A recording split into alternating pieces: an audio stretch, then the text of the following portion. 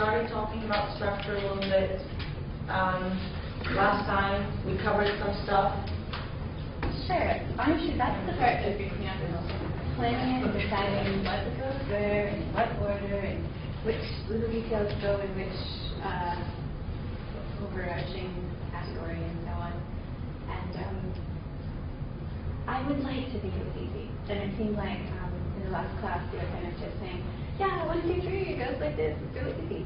That would be fabulous, but I just don't believe it yet. So okay. Maybe a little more on that, or maybe other suggestions from the class would be really nice or helpful.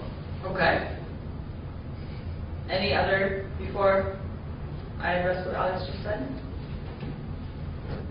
Non-believer. So you're a non-believer. The way it works, and I can absolutely understand that.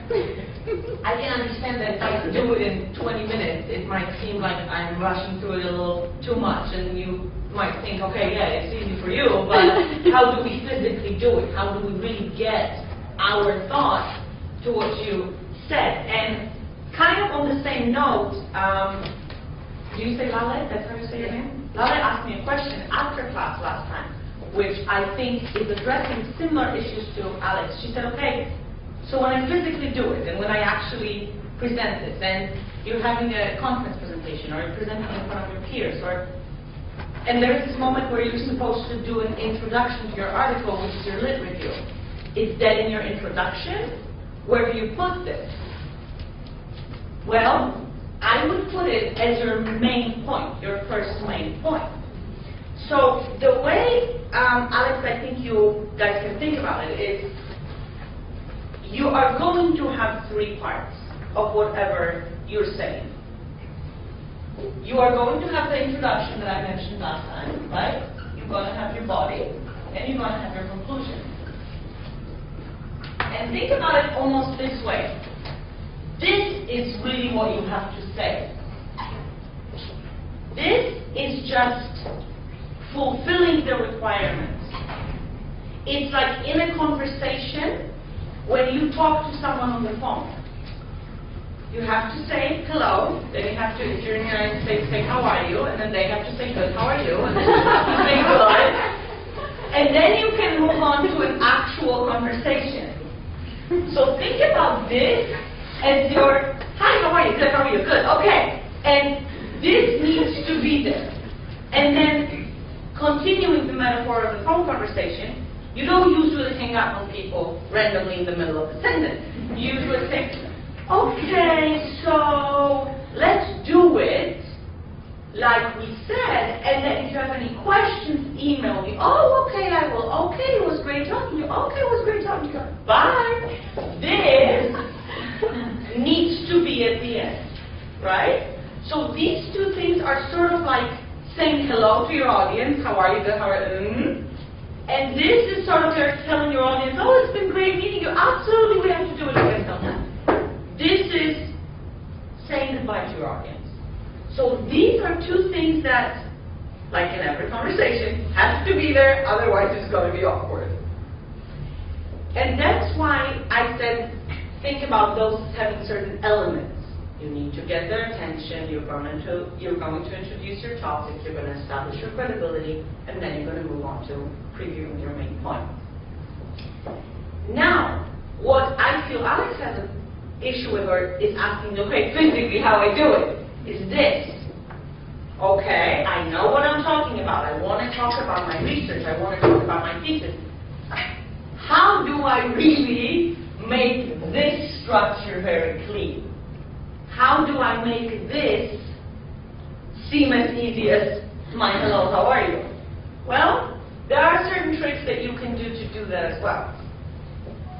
First of all, think about it when you work on your working outline before you move on to your delivery outline. Think about it in this way.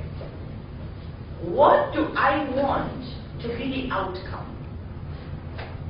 I'm giving a presentation. This presentation has a purpose, right? What it needs to end with for me. So for instance, after I'm done, I want everybody in the room to know what? My name, maybe. What I do, maybe a field. And what are, if I were to choose 3 things that I want them to remember when they're leaving the room, that are absolutely essential about my research, what would that be? And those can be your main points. If you think about it and you think, okay, what is really, really, really important to know if you want to understand what I'm doing? Well, this is really important. Okay, let's use an example because it's going to be harder without an example.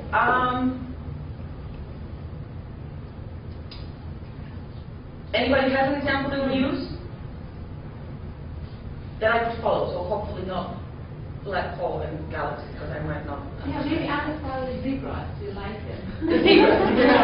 Okay, no, that's a good idea. Okay, so what is it that you study? What is it that you do your research on?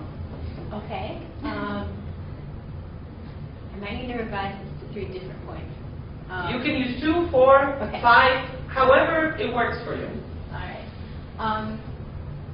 I'm trying to look at variability in zebras' response to people, Okay. such as ecotourists. Mm-hmm. Different types of that, like hiking, horseback riding, maybe even bicycling.